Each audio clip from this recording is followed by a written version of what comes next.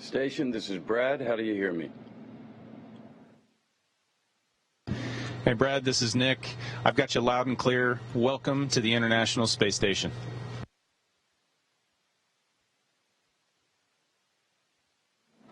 Thank you very much. I got to tell you, this is a real treat. A real pleasure to be talking to you up there. Hey, likewise, a treat for us. Actually, we got a chance to sneak preview the movie a few weeks back, and just want to start off by saying thank you for what you're doing to contribute to the mission of awareness and to set that, light that fire in the imaginations of the next generation of explorers.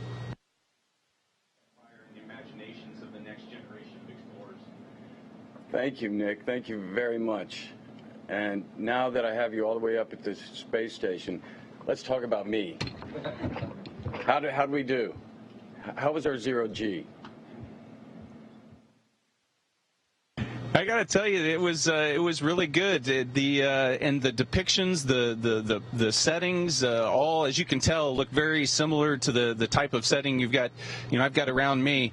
I got to imagine it was a lot easier for me to kind of enjoy the zero G than it was you, whether it was CGI or hooked to strings.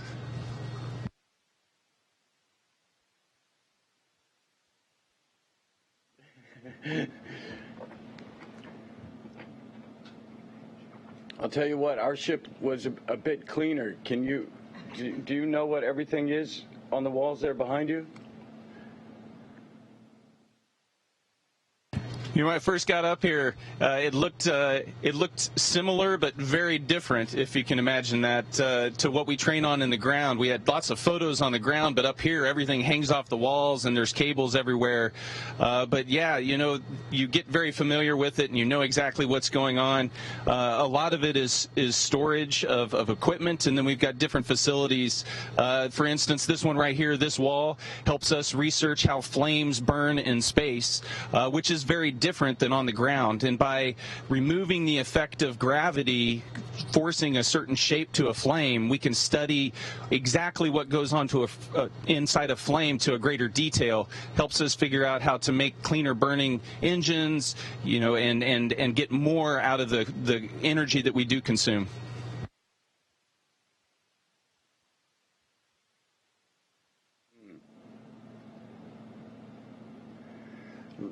I was curious, what are the certainly what are the repercussions on your body in zero G? First of all, would it be morning for you there? Would it be night for you there? How do you gauge your waking hours if you see 16 sunrises and sunsets a day? So we do a lot to try to manage that circadian rhythm. One thing we do is we use different hues of the color spectrum, so that we have morning, very bright blue light that we switch, and then later in the day it goes to a more normal, more balanced spectrum, and then at night we get rid of that blue light. And we all follow the Greenwich Mean Time, and that's to help synchronize, the international aspect of this. We've got a control station in Houston, in Huntsville, Alabama. Then we've got control centers in Japan and in Germany and in Russia and up in Montreal, and all of them need to operate on the same time, so we picked Greenwich Mean Time. But really, if you're not smart and you're new to the station, you run to the windows and you want to check things out right after you get done with your workday. You get a face full of sun. It gets very difficult to go to sleep for a couple hours with all that blue light.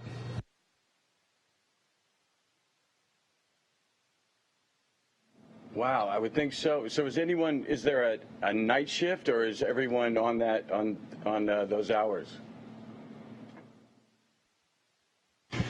Yeah, so we try to the crew stays on the same workday hours, and so we work a 12-hour workday. Starts at about 7:30 in the morning and finishes at about 7:30 in the evening. But there is a night shift. There's actually a massive team on the ground that is controlling about 95% of what happens on the space station, 24 hours a day, 7 days a week, 365 days a year. It is an amazing orchestration of an international program that comes together to truly achieve something that we can't do alone.